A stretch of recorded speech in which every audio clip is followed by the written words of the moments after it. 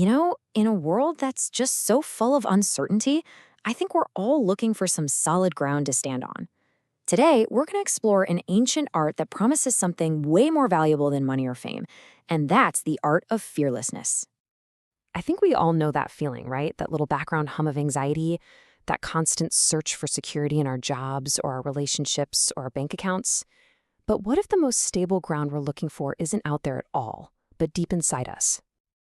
Now, ancient wisdom doesn't just hand you a magic pill. It's much better than that. It gives you a map with a few different routes for different kinds of people, but they all lead to the exact same place, a life free from fear.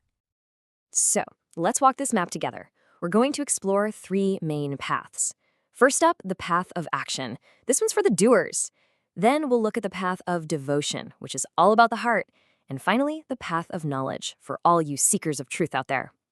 Okay, so our first stop is the path of karma yoga, the way of selfless action. Now, this path teaches a really radical idea that your daily work, your duties, the very things that might be stressing you out right now, can actually become your greatest source of freedom. And the Bhagavad Gita gives us this incredibly profound instruction.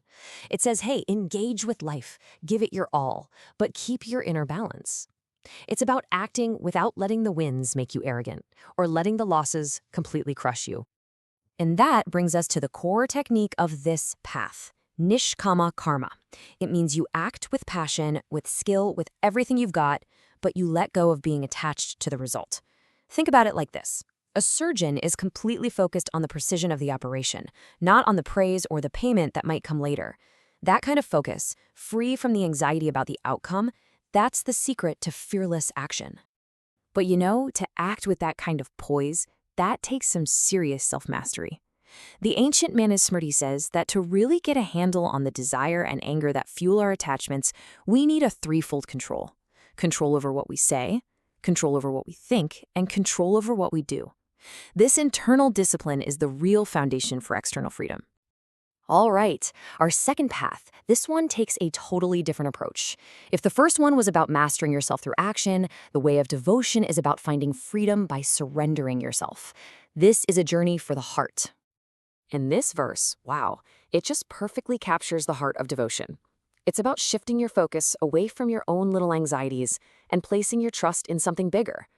See, when your mind is absorbed in something vast, transcendent, and loving, all those personal fears that seem so huge, they just start to dissolve. Contentment comes not from getting what you want, but from trusting the process. So, what exactly is Bhakti then? Well, it's this powerful idea that you don't have to carry the entire weight of the world on your own shoulders.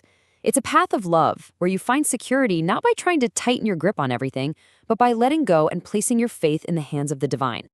If you want to see this in action, the epic Ramcharitmanas is basically a masterclass. Through its amazing stories, it shows that sincere, heartfelt devotion isn't a one-way street. It's about building this real, personal, protective relationship where your love is met with grace and a call for help is always, always answered. And that creates a deep, profound sense of safety.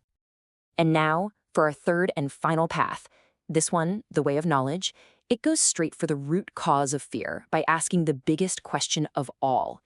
Who am I, really? You see, this path is all about a total, radical shift in how you see everything.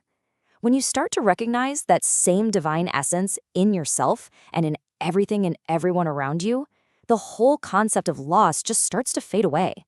You stop clinging so tightly to this small, separate idea of who you are. And this leads us right to this huge concept called Atman. This is your true identity. It's not your name or your job or your body or even your thoughts and feelings. All that stuff comes and goes. The Atman is the timeless, changeless consciousness within you, the silent witness to your whole life. And if that's who you really are, what can truly harm you? And right there, that's it. That's the source of pretty much all our fear. We suffer because we think we're just this temporary little wave, destined to rise and then crash. The path of knowledge is the journey of realizing you're not the wave. You're the whole, entire, eternal ocean. The Gita itself lays this out so clearly. When it lists the qualities of a divine nature, guess what the very first one is? Fearlessness. And on the flip side, what do you see? Arrogance, pride, anger, all things that are born from a fearful little ego just trying to protect itself. Okay, so we've looked at three really different paths, right? Action, devotion, and knowledge. But as you've probably noticed, they all end up at the same peaceful destination. So let's talk about how we can actually bring these powerful ideas into our own lives. So let's just boil it down. You can find freedom through selfless action. You can find it through devoted trust, or you can find it through the knowledge of who you really are. Three different methods, one single goal: fearlessness. But here's the most important part for your own life. You don't have to pick just one. You can totally blend them. You could perform your work with that selfless dedication, offer the results up to a higher purpose you believe in, and maybe take just a few moments each day to reflect on that quiet, unchanging awareness that's always inside you. So, as we wrap this up, there's one really important thing to get.